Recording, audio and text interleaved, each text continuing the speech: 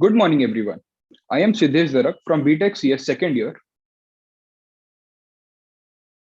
I'm Shambhavi Singh from MPharm MBA Pharmaceutics first year, and we welcome you all today on this glorious Saturday morning for an amazing session on effective leadership. There's a famous saying that leaders are the people who dream and dare to dream, a quote of our today's guest speaker. Having an experience of over more than 20 years in various sectors of banking industries and having led thousands of people, our speaker has devoted himself and has contributed to various organizations like Tata, IDBI Bank, and ICICI Bank. I feel delighted to introduce the guest speaker, Mr. Vishal Batra, who has joined us today for a fireside chat on the topic effective leadership. Carrying different people from various backgrounds and unifying them into one single unit is one of the most difficult tasks, and it takes an effective leader to achieve it successfully. And as leaders of tomorrow, it is important for us to know these techniques and to help us in exploring and learning how to efficiently master them. We have our dear guest, Mr. Vishal Batra, to help us out. So, sir, how are you feeling today? Good morning, everyone. Thank you so much, buddy. I'm really good. Lovely weather, and while it's been a Saturday morning, and generally a fourth Saturday, so while you generally end up spending Saturdays at home, but good to see you, young guys, and it can actually take me back to my college days when I was there, like a student like you guys. So thank you so much. I'm doing good. So, sir, jumping straight into the theme of the session, how would you define effective leadership? See, effective leader primarily, I have a very different connotation to this. It's primarily a lot of people juggle up between what a leader and what a leadership is, because since you're asking me to talk about the effective leadership, and primarily to me, it is not about, you or me becoming a leader, right? It is primarily because of certain things that you have done within yourself, which could be a certain level of an observation. It could be a certain experience. It could be a certain intelligence wherein you're able to see something what most others are not able to see. So it is primarily the people who rise you as a leader. So hence for me, leadership, effective leadership, in fact, I would say rather is more to do with the kind of the character which you exhibit as a person. That's effective leadership. And it could relate to your trustworthiness. It can relate to your professional competence, professional knowledge, creditworthiness in the system, what you really build for yourself, integrity and all those. These are the primarily the typical attributes of effective leader. Yes, sir.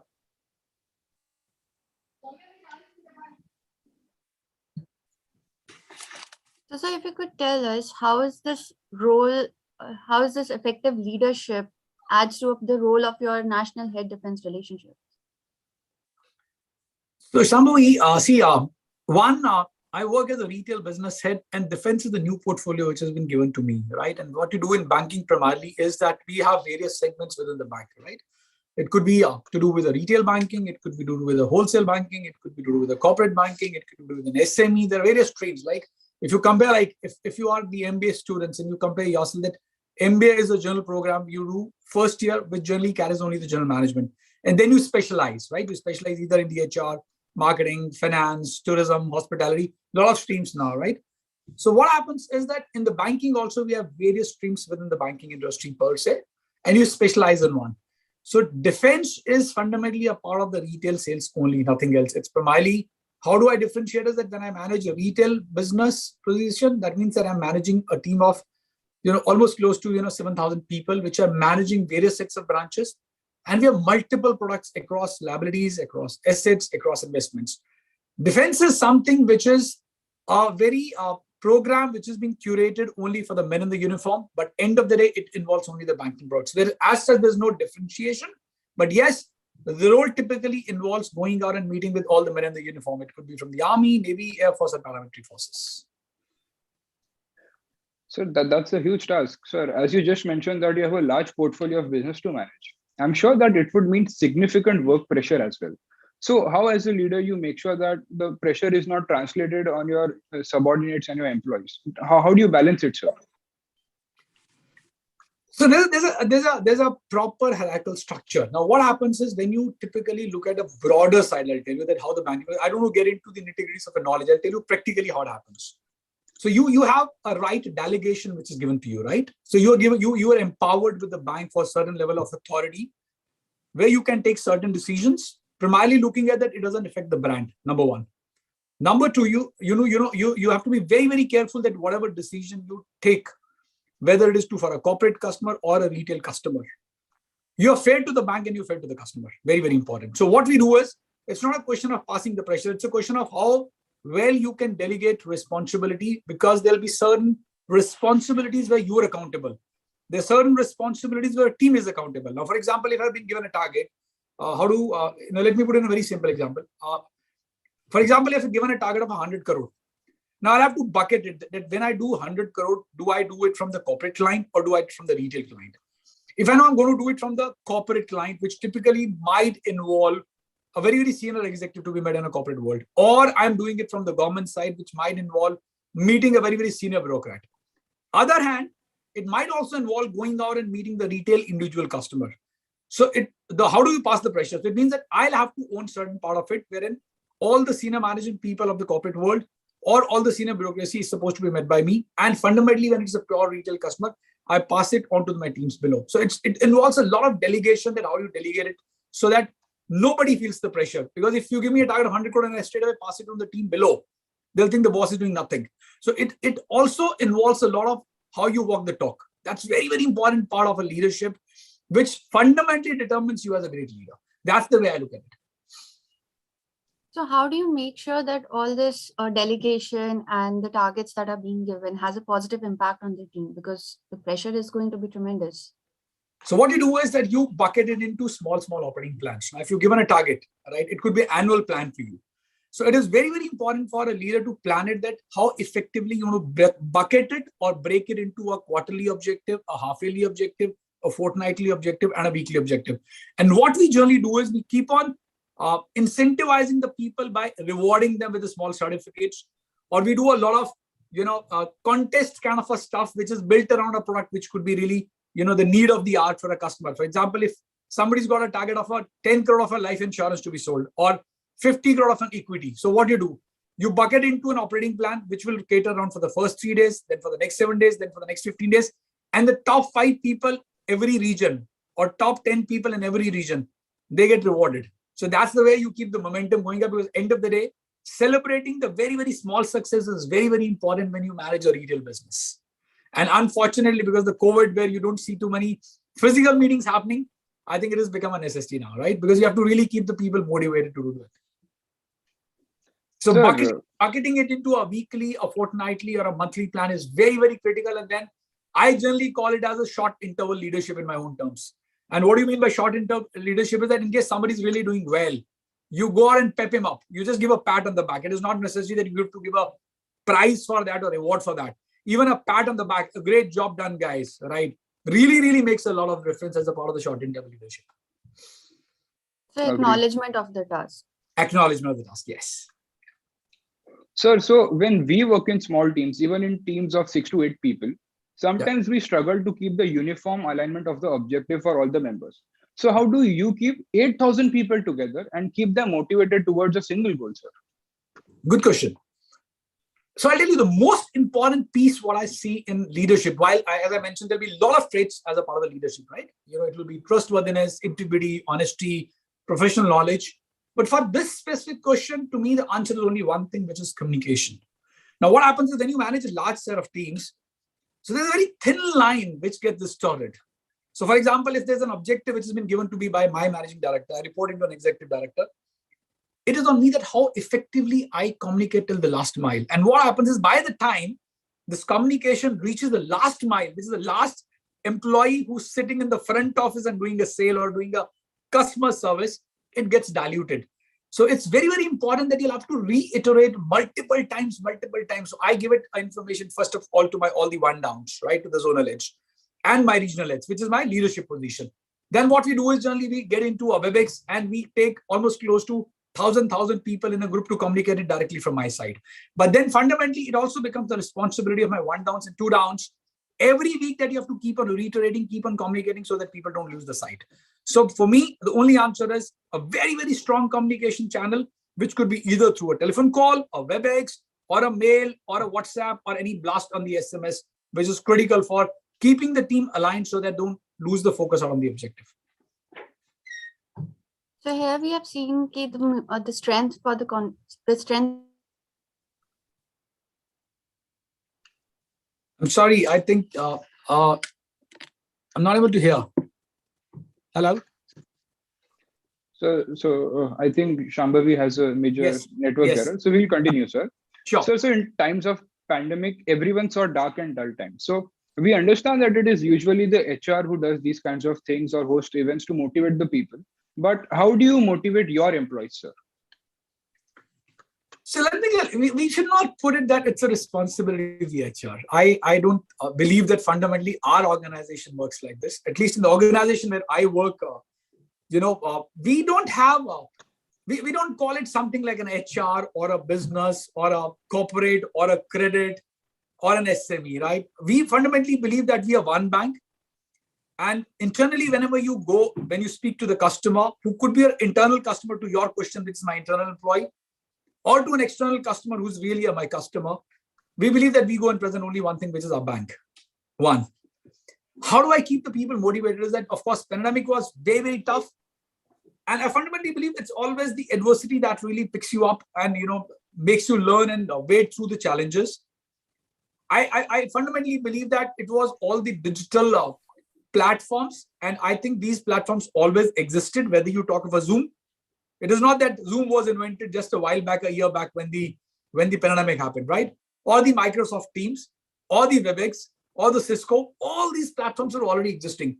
It is only the adversity that made us learn these things, that these things are available. Otherwise, we fundamentally used to have the video conferences, right? So what we did was, we made it a point that we became much more closer, in fact, because pandemic times taught us that life could be very, very uncertain, right? And you had to be connected to the people till the last month. So we organized a lot of WebEx. We continued speaking to everybody who's walking into the branch. We made it a point that, we made and bucketed the teams into team A and team B, because of course the infection was spreading very, very fast. We wanted our people to be definitely safe and healthy. We made it a point that we got in touch with their families through telephone calls, through the leadership team. And being a part of the essential service, banking was always open. Banking never got shut down, right? So it was not that the people who were working in the front office, of course, they were more prone to the risk of, getting infected. We ensured that we travel down to these branches to keep the spirits up, right? So it was more of, again, I'll go back. It was again a communication. It was doing a lot of WebEx call. We organized small events to pep the people. We got some speakers from outside. We got some sports person, in one or two of my events, we got Kapil Dev, we got Gautam Gambhir to speak on through a WebEx. So these are the small initiatives which you primarily take to keep the spirits going up, at least during these pandemic times. That's fantastic, sir. I think it certainly helps all the employees and keeps them happy and motivated. Absolutely, yes. So you mentioned about the digitalization of platforms and the role of banks and how do you interact with the customers. So how do you see the role of bank branches emerging over next few years? Again, a good question. So let me tell you, a lot has changed in the banking space, primarily with the advent of fintechs, right? You can think of some of the great applications, and let me start with my own bank, which is the iMobile Pay. It's one of the applications. And fundamentally, initially, it used to be only for the customer who has an account with ICICI Bank. Today, iMobile Pay can be used by anybody, something like a Google Pay or a Bharat Pay, right? And we are the fourth largest mobile banking application in India today. And iMobile has been rated as the fourth best global application in the banking space, right? So the only thing which has changed is a lot of things are becoming digital now. But for a concept like India, I would call it only digital, I'll call it phygital. That the phygital means that people still want to have those physical branches because India is still way above and way far, where any consumer who walks into the branch still wants to have an interface. So if you're engaging with me, I would like to see you. It is not unlike the European market, the US markets, where everything is online, right? So people in India will prefer that I still want to know who's my relationship manager, who's the person who's investing my money, who's the person who's taking care of my wealth. I don't see the branch network going down as of now. And why do I say this? In case I have to talk of my own bank, this year, 22-23, we're going to set up almost close to 450 branches. Had that been the situation, Had that been, it's only the digital which is going to take the place or which is going to replace the physical banking, I don't think the banks would be really opening up the branches. So in India today also, my guess is that put together all the private sector banks or the public sector banks, we'll still be opening around 3,000 branches in India. So that trend will continue. Reason is we are yet to reach the tier 4, tier 5, tier 6 towns. And that's the places where the growth is being seen. And fundamentally, when you go down to those markets, while even in a small village, which could be a tier 5 or a tier 6 town, you see people using mobile applications like a Google Pay or a Paytm, right? But my belief is that next 5 years, I don't see the physical branches going away at all. I don't see that because there's still a lot of activities which still wherein you need to walk into the branches, right? For example, you have to deposit the cash. You want to make a demand draft, right? You want to do a physical transfer, right? You want to process some document which is needed in the branch. You have to do the credit processing. While all these are really, really turning out digital now, even you want to apply for a home loan, you want to apply for a personal loan, you can get a sanction letter online through the mobile application. You don't need to go out. But my belief is that we'll continue to have that interface with the consumers. It's the only thing that would change is that the activity which fundamentally happens physically in a branch will move into a digital platform, and the employee or the serving officer or the customer service officer will get more time to physically engage with the customer for a cross-sell and upsell. That's the way I see it. So I don't see physical branches going away as of now. Yes, sir. So we have seen that it's a very competitive nature of the job, right? So everybody wants to climb the ladder of success. So how do you deal with when someone wants to pine for your position? Like, it's always there, someone or other is going for your position. So how do you handle that? How do you maintain your composure for that? How do I maintain my composure? Okay. See, I'll tell you what happens is that, it also depends a lot on the culture of the organization, right? And we are an organization primarily because I'll talk it from my organization point of view. We are a very, very meritocracy organization, very, very meritocracy organization. And we have fundamentally, a very, very strong annual appraisal system, right? Wherein you just don't get evaluated by your boss, but there are multiple checks which happen. And also, I think it is also your professional knowledge and the professional competence that determines you in your organization. So while there is always a competition, I think it's always a question of if somebody is better than you, you will definitely get beaten. Let me not mince my words. I'll be very honest. If somebody is doing better than me, I'll have to accept it with all humility. Is my belief. But it also means that you want to be in the race. How do you lead the team by yourself? Whether you're setting an example wherein you have that kind of quality wherein you just don't think that whatever position or chair is given to you, because end of the day, it's only an authority and a responsibility which is given to you. The chair always belongs to the organization. You're only accountable for the position which you're leading, right? And just imagine that if you're sitting in a position, right, and you don't have the ability to see better than the others, you exactly look like a fool, right? So when you sit in that position, you'll always have those challenges. But end of the day, I don't think the mind really revolves around that. I'll be very honest with you. Reason is because you're so more focused in really carrying out the objective which is in front of you, which is far bigger than thinking of somebody going to find your seat. So as a leader, how would you help your subordinate or co-worker into handling rejection or failure, or sometimes when they cannot do what they are supposed to do up to the par? So what's the role of a leader into that? Okay. One as a tech, it's very, very important to own the responsibility for people. See, the difficult task, not even difficult, my fundamental belief is the most difficult task of a leader is to read the mind of another human, right? And for example, if I have almost close to 12 people who report directly into me, or senior people, it depends that what is my ability to read the minds of those 12 people in a different fashion. Reason is every individual is unique. Every individual is different. And if I don't have the ability to read their minds and handle them separately basis their competence, basis their professional knowledge, basis their acumen, I'm not a great leader. In case I don't have that ability. And at times, to come down to your question, that leadership failure when it happens, primarily is to look into the better side. What is the better side of it? See, every coin, I fundamentally believe, has two sides to it. One, that you learn from the mistakes, cross it and move on. Because in banking, I'll tell you, in banking, while I say this, because you're dealing with the money of the people. We encourage people to do the mistakes, but they have to be honest mistakes. In banking, one mistake can cost you your life. It can cost you your job. But if the mistake is genuine, the mistake is honest, I think we tell people to move on. We don't tell people that you want to get penalized for this. It's a learning. Two, a lot of times the failures happens because people don't have the professional knowledge. People don't have the professional competence.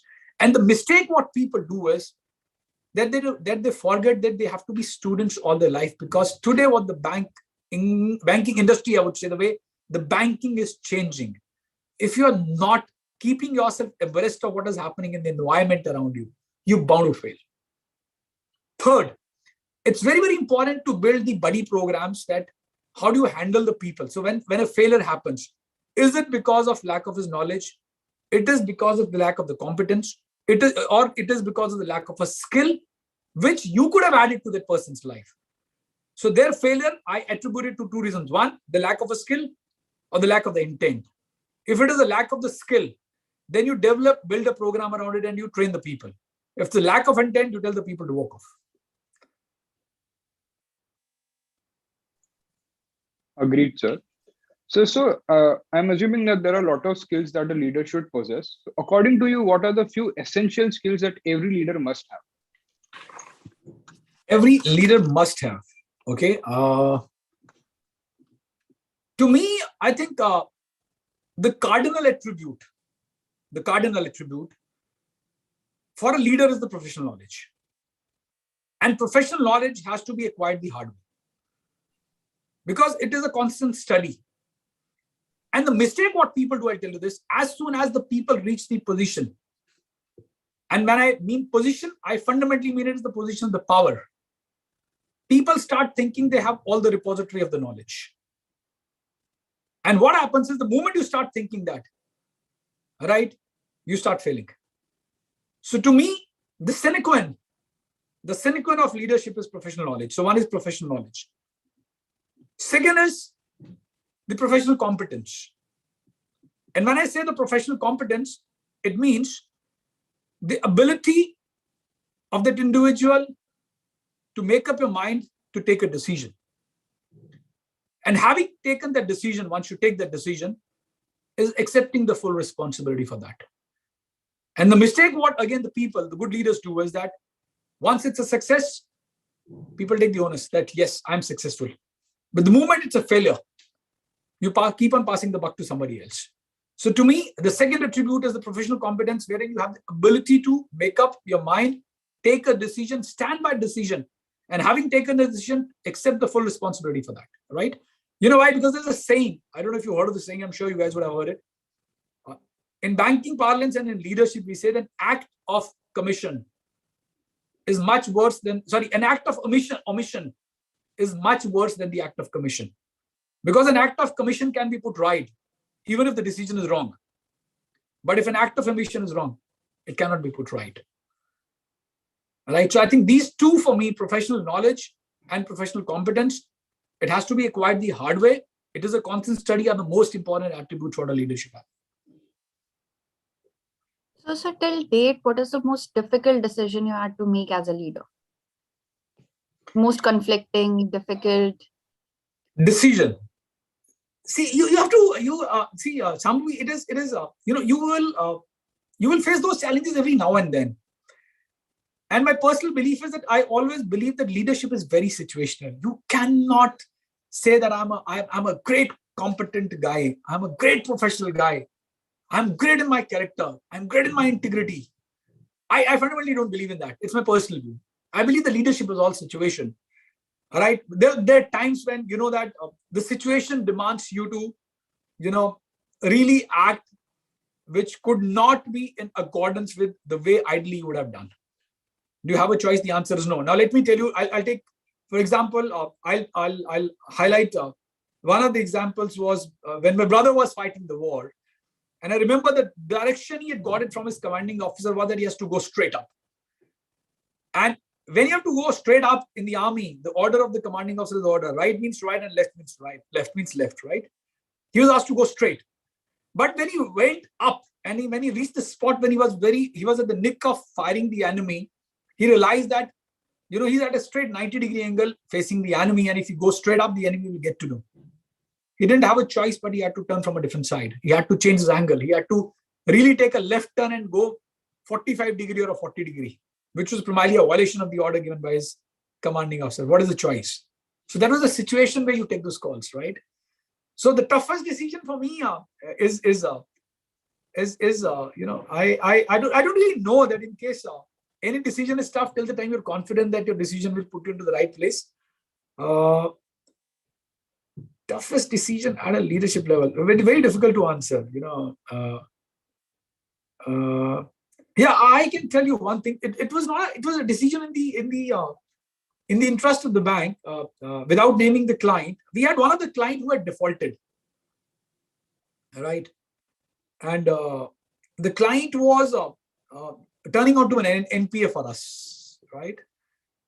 And there was a lot of pressure which was coming into us from some political figure that you have to adjust the client, right? And that was the time when I had to put my foot down. I think that was the toughest decision I would have ever taken in my life. That you are really I didn't really succumb to the pressure of a political guy who was very, very influential, who wanted this account to get settled. And I said that in case that is the situation, and I told this politician very clearly, if you're willing to set up the losses, what I'm going to have as a banker, I'll listen to you. Otherwise, I don't think I'll really listen to you, irrespective you are in a political situation, whether you want to escalate it to the regulator or you want to escalate it to the higher-ups. It's one of the toughest decisions I've taken in terms of putting my foot down. I believe so. Otherwise, I'm sorry, but I am not really clicking that what tough decision. But it's not a question of a tough decision. I'll rather say it whether it's a right decision or a wrong decision. It's a right call or a wrong call rather than saying it's a tough decision. Is the way I look at it. So what's the hardship that a leader faces? We have seen the pros that you get to lead a team, you get to manage the unity and everything. But what's a hardship being a leader? Hardship one is at a personal level, I would say the hardship you face as a leader is that you have to really strike a balance between your personal life and professional, because sometimes the professional demand is too high. When you're managing a large set of teams, and today in the world, you are 24/7, you have to be available. It doesn't make a difference whether it's a dusk or a dawn, right? Number one. So that's on the personal side. On the professional side, the hardship you face is that a lot of times you can't even, कहते हैं ना कि वो जब आप बहुत ऊपर चले जाते हैं और when you're sitting in a cabin, there's a lot of isolation. That's the biggest, hardship what I face. A lot of times you want to take a decision, you want to take a view of somebody, but because of the professional obligation that you can't even disclose everything. There's certain decisions to take which are very, very confidential because of the organization requirement. And you're sitting aloof in a cabin and you're thinking what to do and what not to do now. Should I take this decision? Should I take somebody's advice? Should I go and speak to one of my one-downs who's a very dear friend also? But then you always have fear. No, boss, in case the news gets leaked out, what is the repercussion or what could be the outcome? So to me, the biggest hardship I feel is that there's a lot of isolation in the office. And until you don't develop a hobby for yourself, which can really keep you off way, other than your, professional time where you get a me time, at times it becomes difficult. To me, that's the hardship what I personally feel. I don't think otherwise I really believe in the hardships. End of the day, it's a professional career, and if you have to grow, you have to accept those challenges. And rather than a hardship, I'll call it more, these are the challenges which will come to your life, because as I said, the leadership is situational. There are times a situation is thrown open to you or a challenge is given to you, which is very, very hard. But then if you have to grow, you have to wade your way through. All right. So I look at more as a challenge rather than as a hardship. That clearly makes sense, sir. So you just mentioned a few of the qualities that you think every leader must have. But as a leader, what are the few qualities that you need to have in your employees, or you make sure that they have these qualities? Most important thing is passion for doing the work. If you don't enjoy the work, what has been given to you, and you come to the table every day and you think, oh boss, so gosh, I'm not enjoying my job today. So I think the continued passion is one. Second, I think the way attribute what we generally look in the people is the consistency. See, if you win one, Katana, you could be lucky. 2, chance. 3, accident. But if you're not consistent enough. So I think consistency is again another attribute to what we typically want primarily in our people. So passion is one, consistency is one. And the most important, again, I'll go back to the cardinal approach, which is the honesty and the integrity. It doesn't make a difference even if you fail. I tell you, there are choices. There are people who fail end of the day, right? And there are times when you really deliver very well. Look at what has happened in the South African series where Virat Kohli couldn't perform. Yesterday's one day he got out of a 0. India lost both the one days, right? He lost a series, but doesn't mean that he's a bad leader. The answer is no. He's one of the most consistent leaders you've seen, right? So the passion and integrity is third. So passion is one, consistency, honesty, and integrity are 3 very, very critical factors. What we fundamentally want in our employees at a base level. Jisko kehte hain na, I'll tell you how do we define it in the bank. So we call something called as a threshold DNA. Threshold means no compromise. These 3 qualities I want in people. One is passion, one is integrity, one is compliance with conscience. The reason is because you are working in a very, very regulated industry. All right. This is called as a threshold DNA. Then we're looking for something which is called as a people leadership DNA, right? People leadership, that you have the ability to nurture your people.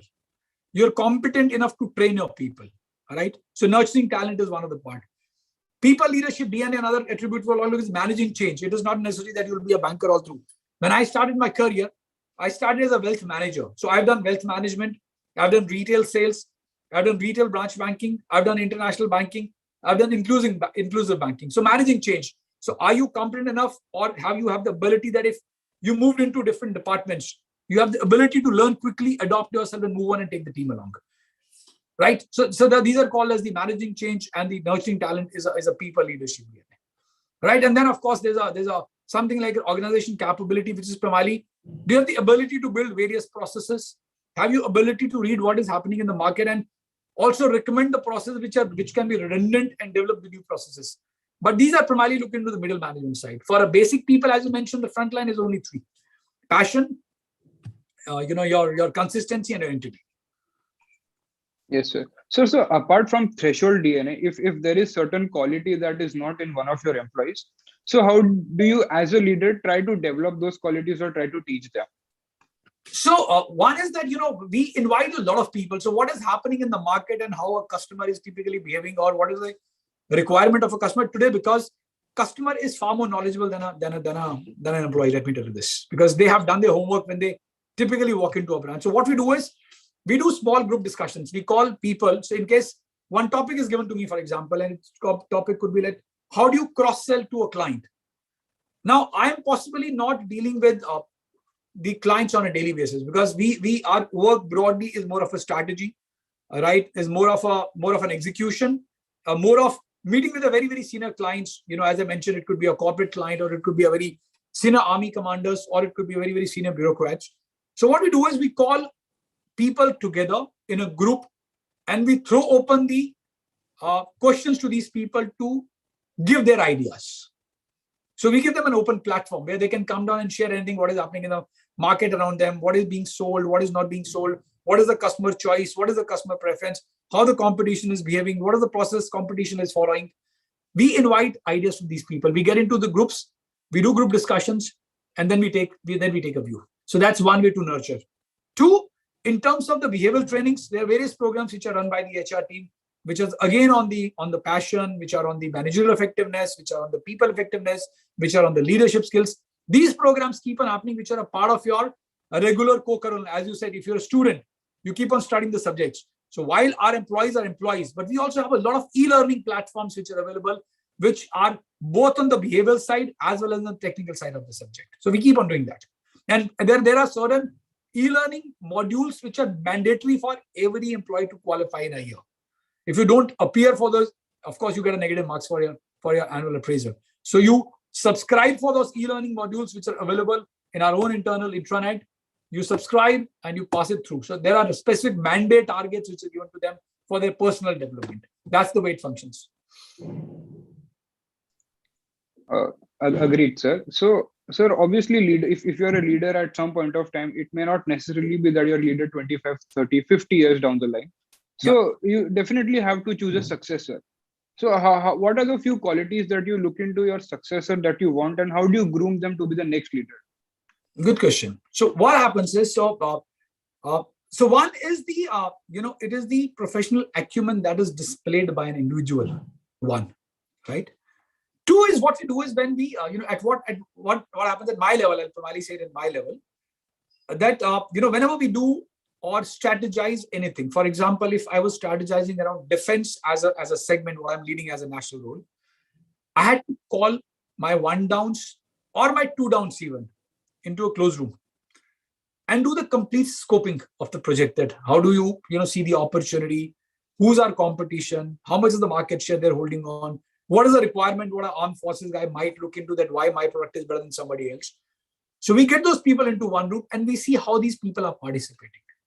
So the participation of somebody becomes very, very critical. That are you vocal? Are you curious? Are you willing to contribute? Are you willing to listen? These are some of the traits we observe.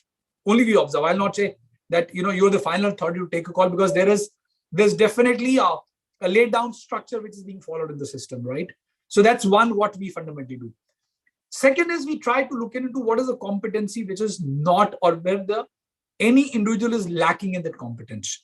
So in case we have any program which could be developed around developing that skill in that individual, we help people developing that skill so they become professionally competent. Third, it is the overall experience, that how many work experience you have done, from what level you have grown to what level, right? So for example, even in the army, if you go, a lieutenant to a captain, you have to spend 2 years. From a captain to a major, you have to spend 5 years. From a major to a lieutenant colonel, you have to spend 8 years, right? So there's a time-bound promotions which happen.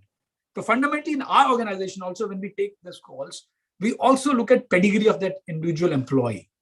What is the total work ex? In how many geographies he's worked? Are you mobile or immobile? Or have you grown only sitting in one position? You're sitting in Delhi and you're growing all through your life only in one place. The moment I tell you, will you go and manage Bangalore? And you say, no, I don't wish to go out.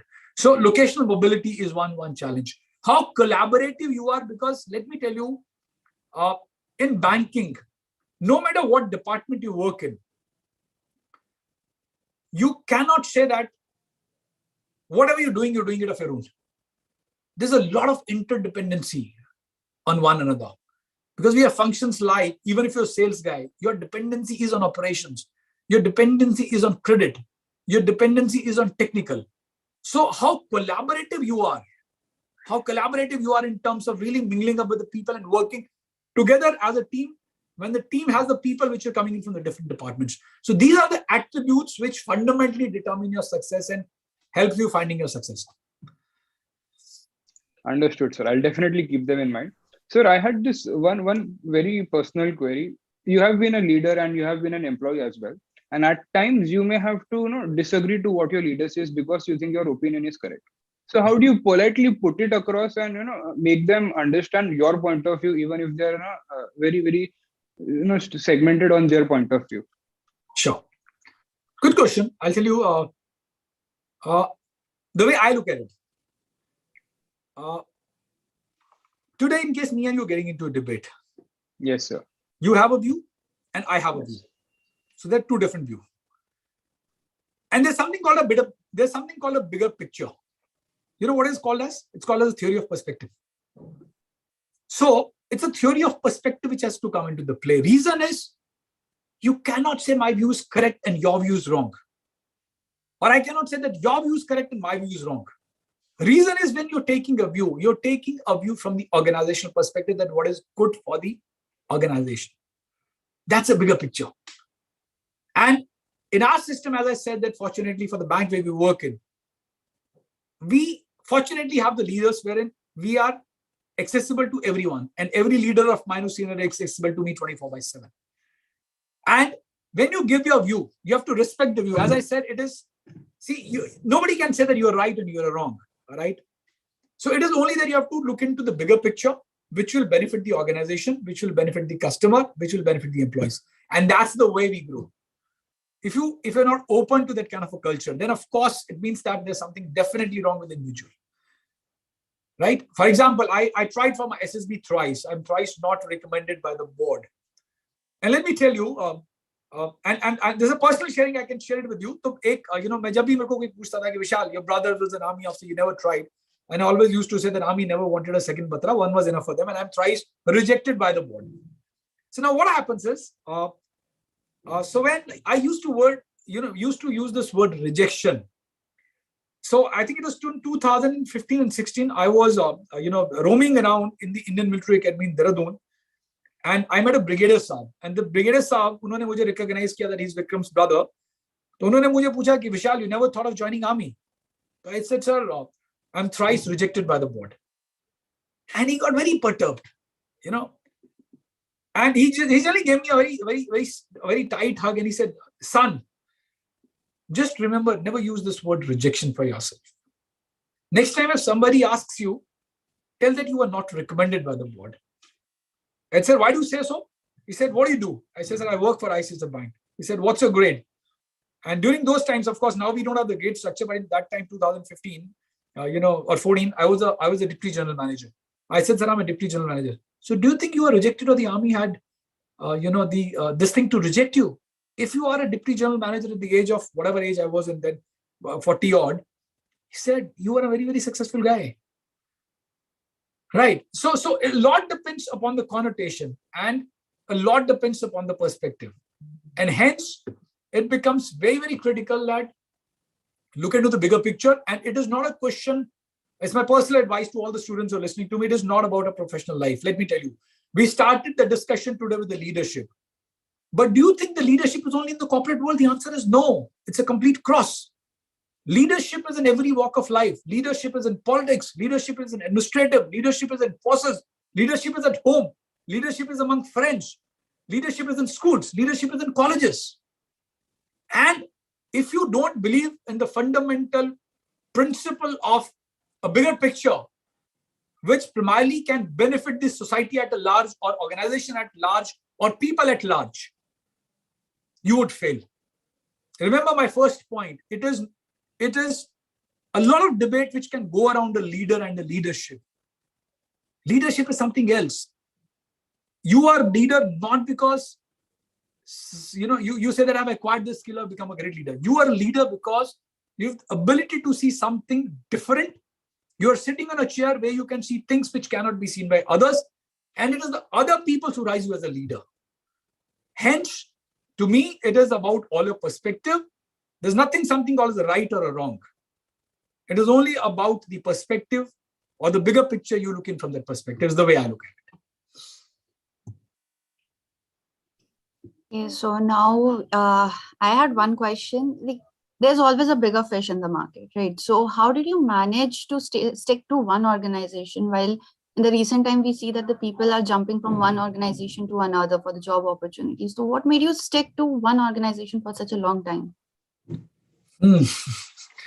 I'll be very honest. If you ask me personally, right? So I'll answer this question in two different formats. I always wanted to become an army officer. Unfortunately, as I mentioned, it didn't happen.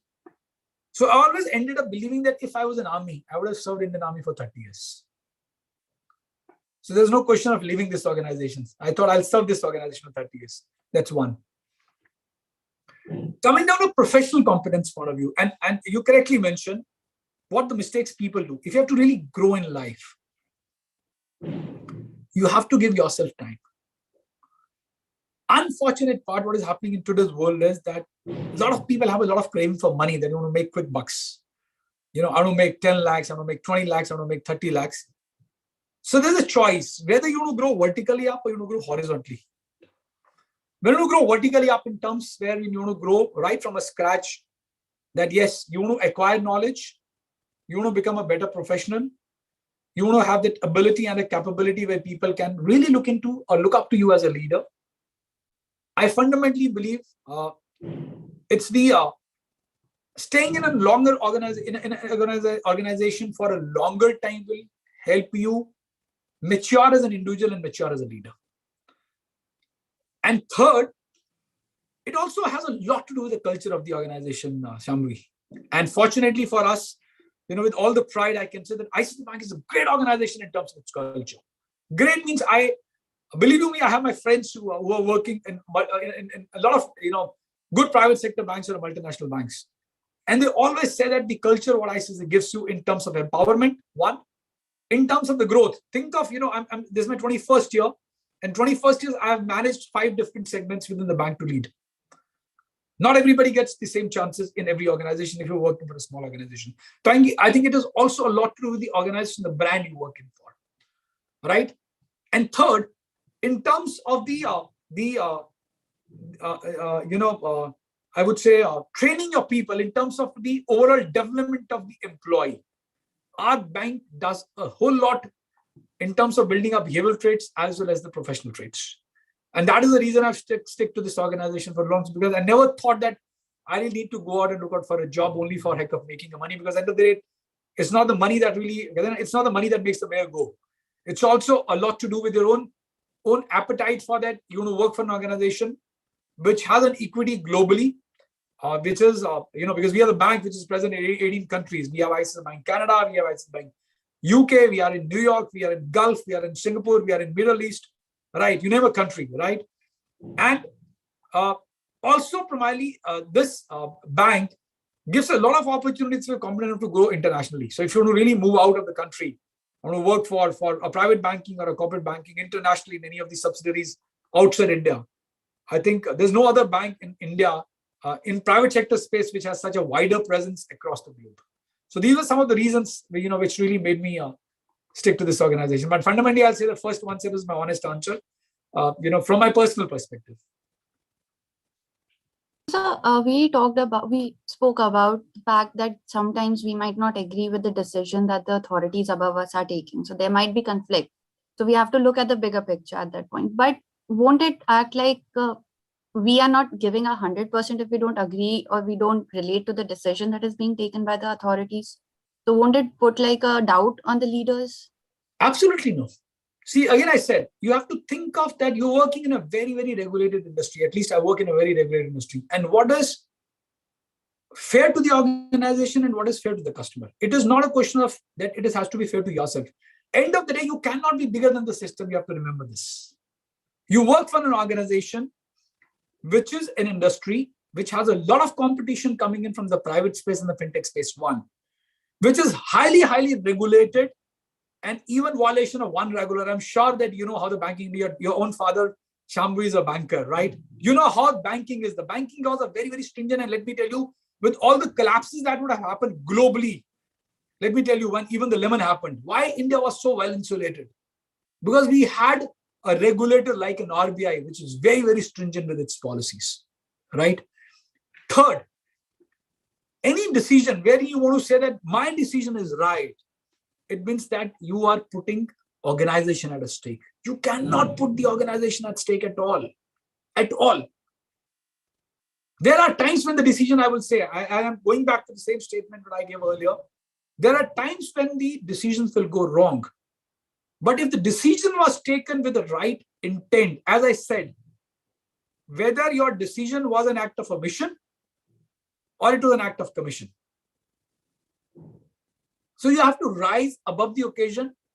You have to rise above your own individual self that I am so and so, and the decision what I'm taking is right, no matter what happens to the organization. Then it's not a fair play. And it doesn't happen, at least in the banking industry, like this. Yes, sir. Sir, as a leader, is it okay to have a bias towards one of your subordinates, provided that they are competent, as you said? Or how does it affect to the other employees, sir? To me, the answer is no. I'll tell you why. If you take a biased view, you're setting an example for the rest of the world around you. Number one. And two, even if you've taken a decision which is biased towards one of your employees who's a favorite, it also reflects on your leadership selection that when that person is not able to deliver the way you would have expected, he doesn't fail, you fail. He fails you first. Right. So that's very, very important. You have to have a very, very fair view. And that's the reason I said, fortunately for us in our organization, We have multiple layers of the annual appraisals. So in case I take a decision that I am supposed to rate you as 1 and Shambhavi as 2, there's somebody else who's looking at you. There's an HR process where it goes through the multiple level of checks. But yes, if you ask me fundamentally, is that 1%, it could be a slight error. I'll be very dishonest if I don't agree to that. But personally, I believe that it is very, very important that at your level as a leadership, as I said that, when you said effective leadership, it means an integrity. So it means you're putting your integrity in a question, that you being unfair to some other people. Right? So that's my answer to this. Agreed, sir. We'll keep that in mind. Sir, as leaders, we don't really start... And I'm just sorry. Think of that and put yourself into the same situation that you are at the stake. And your boss takes a decision that you are more competent, but he takes a decision in the favor of somebody else biased. How's your reaction to that? So somewhere it's a circle which will come back to you. Right? But more important is that you are setting, to me, more important that you're setting a precedence here for 1 down, 2 downs, because there's a whole layer of people working under you. So if it's wrong at the top, the entire, it'll go down, right? It'll go down till the last mile. And that's where the organization would fail. Sorry, go ahead with the next question. Yes, sir. Sir, so, being a leader, it's a process. You can always be a better leader than you were yesterday. So who are few of the role models that inspired you to become who you are as a leader today? My brother, nobody else. So with such big amount of experience that you have, did you ever think of starting something on your own, like something by you, for you, like leaving the organization and starting out something new of your own? I always wanted to be in a corporate world, to be very honest, right? I never had the background, to be very honest, that I could have done something. I do have something in my mind to do for my brother. I'll be very honest. That's primarily to do something on the defense side only, but not as of now. But say maybe it could be another 7-8 years down the line once I intend to retire. Not as of now. I never thought of that. To be honest, it's not that I could not have done that. I could have definitely had done something into the becoming a small entrepreneur into by launching a small financial services company or something onto the training side, but I think I was enjoying my job. I was enjoying the journey and the way the journey was coming in. I think it's more important to traverse the journey rather than only looking at the destination. So I have been enjoying my journey for the last 21 years, to be very honest, and it's only adding value. But yes, I will not deny to the point that once I intend to retire, I plan to retire by 54, 55. I don't intend to work till the age of 60 is the retirement age, or 58. But once I really sign off from the corporate world, I do have some plans to do on a very, very different structure, not on the banking side, but something different where I can give it back to the society rather than looking at mobilizing money by doing a business. But I want to give it back to the society by running a small NGO. NGO is my plan as of now. Coincidentally, so it's your 21st year in your organization, and this is our 21st Fireside Chat. Oh, yes. So after Shershaah, people have started recognizing you a lot more. So how has it brought a change or impacted your life in a certain way? Okay. See, I'll tell you, the movie just happened, right? Me and Vikram were very, very close. We were identical twins. Vikram was elder to me just by 14 minutes. I think we were the best of the buddies. We were best of the friends. And we'd always dreamt of living a life together. The only change I see is that, Vikram has become, Vikram has marched past too fast, I think, too fast. And he's as young as he was when we lost him at the age of 24. And it has impacted me positively in the sense that if a young guy like him, who was my blood, could do so much for the country at that age, at those mighty peaks of 17,000, 18,000 feet, why do I shut away from my responsibility or, really getting worried from a very small challenge what my organization gives at me? Right? A line of fire in the army means a line of fire. A line of fire in the corporate world means that you just switch to another job. Right? So it's impacted me in that fashion first. If he could bite a bullet, he could kill so many people. right? Why do I get worried, with a very small decision if some decision is not taken in my favor when I work as an employee? One. Two, I think his leadership, abilities there, what he displayed has taught me a lot. One is that courage and courage to take those decisions. As I mentioned that when he was going for the first mission, he had to really turn around from a different hillside, right? The courage to take those decisions is the another ability what I've learned, and it has made me much more stronger as an individual, right? Third, the end truth of life is death. Let me give a very, very honest answer to this. And when I was a small boy, I really used to fear death, right? If I used to look at a coffin or a dead body, I never used to sleep for 15 days. That's the time when I was a class, 11th student, I think, class 11, 12th. I used to fear, by the time I was 15, 16. So the positive impact it has given to me, some people might connote it as a negative, but for me it is positive that my fear of death went away. That's the impact his loss has caused me. My fear of death is gone, all right? Because that's the ultimate truth. And I fundamentally believe that do your bit. That's it. The rest leave on the destiny. Because there's somebody else who's looking at you right from the top, right? Wherein you will have certain things which are beyond your control is what I've learned from him. Right? We never thought he'll not come back. And I remember his writing me a last letter that, I'm going for a very offensive action and, please keep a copy of all my video recordings and the interviews which you would be seeing in the media. We never thought he'll not come back. At that 17,000 feet also, he was very confident that he'll come back. But there are certain things which are beyond your control is the one thing which I've learned from him, that you keep on doing your bit and then you don't wait for the result to come down. And it's not that I'm giving a Gita sar here. This is what my personal feeling is. Gita mein likha na karam kare chalo phal ki ichha mat karo. But I learned it when I lost it. Vishal Batra, do your bit in the private sector, whatever you're doing towards the society at large and everything. I'm sure God is looking at you and sure, he's going to reward you one day. So these are some of the things, I can go on and on when I talk about Vikram. These are some of the things which are very, very close to my heart. And also to, go back to, your friend's other question is, one, my brother is impacted, but I fundamentally believe that why I believe I've grown is that every individual is very, very unique. I fundamentally believe that principle till today. I talk about my brother because he's my inspiration.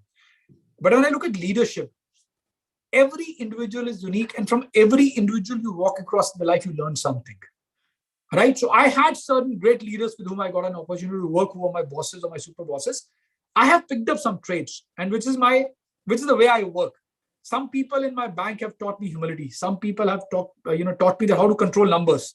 Some people have taught me how to be a great team management, how to be a great team player.